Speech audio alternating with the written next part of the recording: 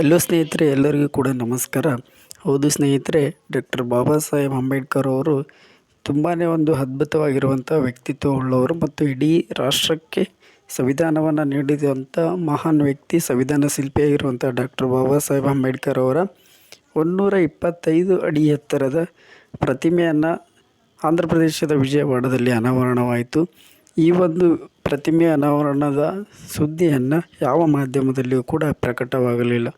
ಏಕೆಂದರೆ ಇಲ್ಲಿ ನಮಗೆ ಗೊತ್ತಾಗುತ್ತದೆ, ಡಾಕ್ಟರ್ ಬಾಬಾ ಸಾಹೇಬ್ ಅಂಬೇಡ್ಕರ್ ಅವರಿಗೆ ಎಲ್ಲ ಮಾಧ್ಯಮಗಳು ಕೂಡ ಅವಮಾನವನ್ನು ಮಾಡ್ತಿರುವಂಥದ್ದು. ಯಾವ ಮಾಧ್ಯಮದಲ್ಲಿಯೂ ಕೂಡ ಡಾಕ್ಟರ್ ಬಾಬಾ ಸಾಹೇಬ್ ಅಂಬೇಡ್ಕರ್ ಅವರ ಪ್ರತಿಮೆ ಅನಾವರಣದ ಬಗ್ಗೆ ಮಾಹಿತಿಯನ್ನು ನೀಡಿಲ್ಲ.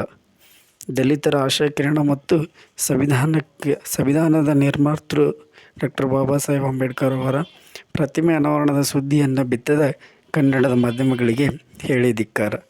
ಇನ್ನೂ ಹೆಚ್ಚಿನ ಮಾಹಿತಿಗಳಿಗಾಗಿ ನಮ್ಮ ಚಾನಲನ್ನು ಸಬ್ಸ್ಕ್ರೈಬ್ ಮಾಡಿ.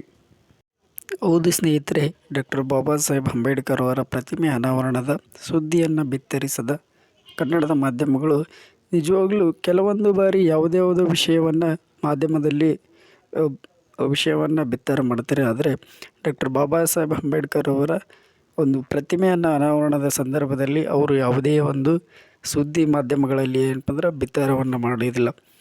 ಈ ಒಂದು ಮಾಧ್ಯಮಗಳಿಗೆ ನಿಮ್ಮ ಅನಿಸಿಕೆಯನ್ನು ಕಮೆಂಟ್ ಬಾಕ್ಸ್ನಲ್ಲಿ ಕಮೆಂಟ್ ಮಾಡಿ.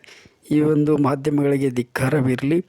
ಹಾಗೂ ಕನ್ನಡದ ಮಾಧ್ಯಮಗಳ ಬಗ್ಗೆ ಡಾಕ್ಟರ್ ಬಾಬಾ ಸಾಹೇಬ್ ಅಂಬೇಡ್ಕರ್ ಅವರ ಪ್ರತಿಮೆ ಅನಾವರಣದ ಸುದ್ದಿಯನ್ನು ಬಿತ್ತರಿಸಿದ ಮಾಧ್ಯಮಗಳ ಬಗ್ಗೆ ನಿಮಗೆ ಏನನ್ನಿಸ್ತದೆ ಎಂದು ಕಮೆಂಟ್ ಬಾಕ್ಸ್ನಲ್ಲಿ ಕಮೆಂಟ್ ಮಾಡಿ ಮತ್ತು ನಮ್ಮ ಚಾನಲನ್ನು ಸಬ್ಸ್ಕ್ರೈಬ್ ಮಾಡಿ ಮತ್ತು ಬೆಲ್ ಐಕನ್ ಒತ್ತುವ ಮೂಲಕ ಪ್ರೋತ್ಸಾಹಿಸಿ.